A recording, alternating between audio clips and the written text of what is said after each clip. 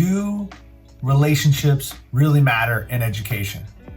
I remember as a new teacher, I got all kinds of advice, but one of the biggest pieces of advice I received from college professors, from some veteran teachers, was to make sure I didn't get too friendly with the students. I completely understand this, right? You don't want to get too friendly with your students, but there was this nagging kind of notion in the back of my head of the teachers I related to best when I was in school were those that had good relationships with me.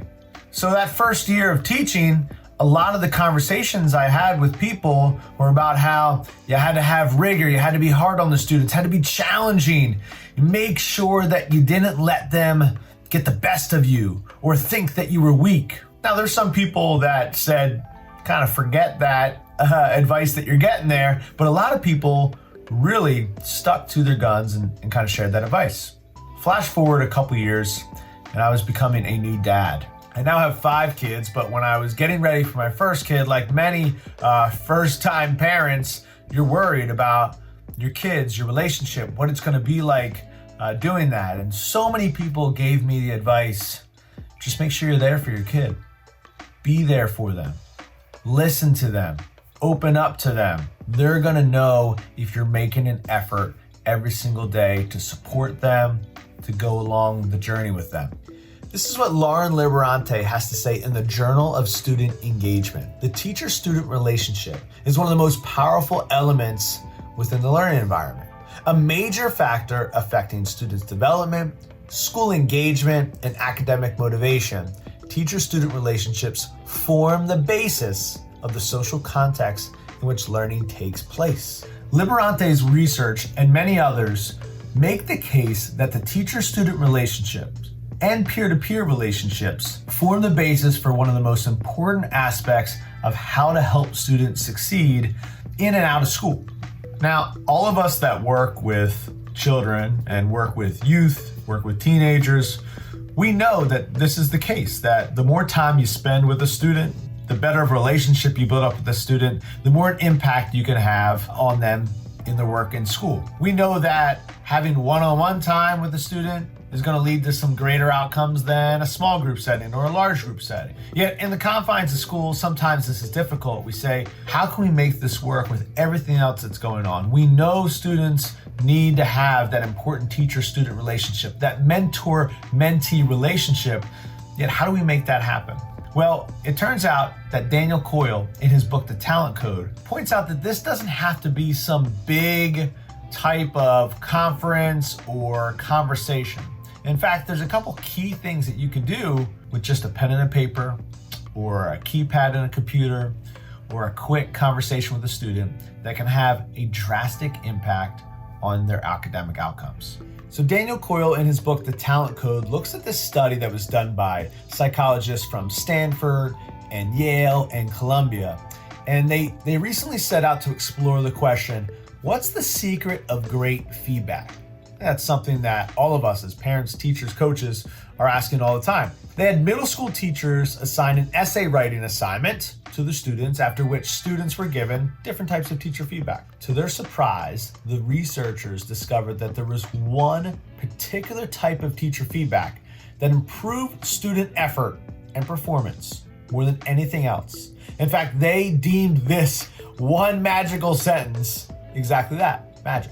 Students who received this feedback chose to revise their paper far more often than students who did not. It was a 40% increase among white students and a 320% increase among black students in the study. And it improved their performance on the essay tremendously. So what was this magical feedback? It was just one phrase. Here it is. I'm giving you these comments because I have very high expectations for you and I know you can reach them. That's it. Just 19 words.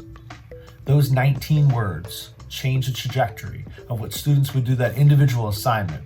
And think about what those 19 words could do if we apply them again and again and again, that our expectations are high and that we know you can reach them and we are here to support you along the way. Here's the thing about those 19 words, about this magical phrase. It's not just feedback. It's actually a signal. It's a signal that you belong. It's It's a signal that there's connection, and it's a signal that the teacher cares about your progress and is going to be there for the journey. That's why those 19 words have such an impact. It's not just the feedback, it's the key piece that a relationship is being built when you give feedback like that to a student, to a player, to a kid, to anyone. When I was looking at this feedback and the research on student relationships, it reminded me of Dale Carnegie. You may know Dale Carnegie because he's sold 30 million some books of how to win friends and influence people. And one of the things in his book that he says that caught my attention so much as a parent and as a teacher and as somebody who is working with students is that he says, I prefer strawberries over worms. So I like strawberries and cream. If I'm going to eat something, I'm going to eat strawberries and cream. I'm not going to eat worms. He goes, but when I go fishing, it turns out the fish prefer worms over the strawberries and cream. So I don't use strawberries and creams to fish. I use worms, all kinds of worms, and that's how I can reach them and have success at fishing. Sometimes when we think about our relationships with students, we get caught up in what we know and what we like, right? I would always try to talk to students about sports because that's something that I like and I would coach. There's plenty of students that don't like sports. And so the role of being a great mentor is connecting where students are at with anything that you can bring up to have a conversation with. In fact, the strategy that I used was popularized by Angela Watson. Angela Watson shared this strategy, and it completely changed my teaching career and my coaching career when thinking about feedback and thinking about building relationships. Angela is a teacher and instructional coach. She's the founder of the podcast Truth for Teachers and has created this wonderful program, the 40-Hour Teacher Workweek. She has done so many amazing things for teachers, but I found that this article she shared over 10 years ago spoke to me as something that completely changed my practice. In it, she talked about a strategy called the 2x10 strategy. And it's pretty simple. All you have to do is talk to a student for 2 minutes a day for 10 days in a row, 10 school days that is, about something other than your class and other than school. Find some way to connect with them. Find some way to interact with what's important in their life for just 10 days, 2 minutes at a time. It's very doable when you think about how much time we spend with students when they're coming into the classroom, out of the classroom, we're walking around, we're checking work, all those different types of things. If you're a coach, it's the same thing. Have this conversation during warm-ups or stretching. If you're a parent, there's lots of opportunities to have these conversations, but the 2x10 strategy works for a couple of reasons. The 2x10 strategy was actually based on the research of Raymond Wlodkowski. I know it's a tough last name to say, but I think I got it. And in his research, he found that doing this 2x10 strategy actually led to an 85% increase in student behavior for the better. We've seen this 2x10 strategy work to build meaningful relationships all over the place.